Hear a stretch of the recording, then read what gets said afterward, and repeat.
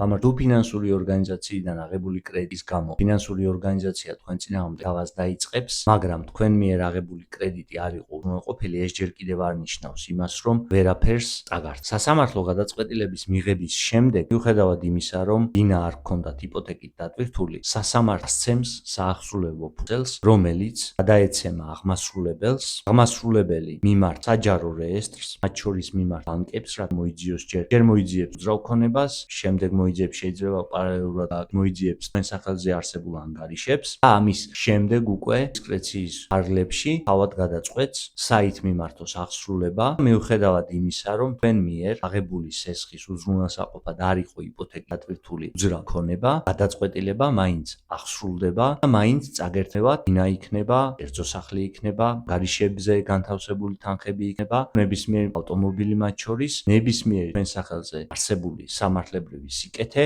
აღმოჩნდება აღმასრულებლის ეფექტური კონტროლის ქვეშ, რაც ნიშნავს იმას, რომ თავის დამშვიდება იმ გარემოებით, რომ სესხის გადაუხდელობის შემთხვევაში არაფერს დაკარგავთ თუ იპოთეკით არ გაქვთ დატვირთული ბინა,